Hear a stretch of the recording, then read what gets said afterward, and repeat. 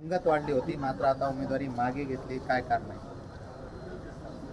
राज्याचे मुख्यमंत्री आदरणीय देवेंद्र फडणवीस साहेब, आमच्या नेत्या सुनीताताई पवार मॅडम, एकनाथजी शिंदे साहेब या तिघांनी संयुक्तरित्या संबंध महाराष्ट्रामध्ये ही निवडणूक कुठल्याही बंडखोरी होऊ नये या अनुषंगाने तिघांनीही एका मंत्रानं एका दिलानं त्या ठिकाणी काम सुरू केलेलं होतं. माझा फॉर्म मी राष्ट्रवादी काँग्रेस पक्षाकडून भरला होता.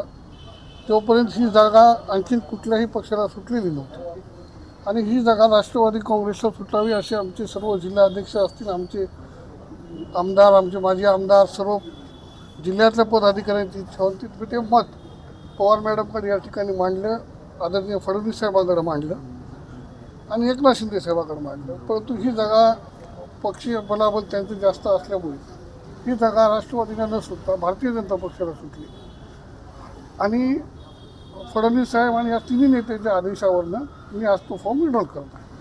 Okay, thank you.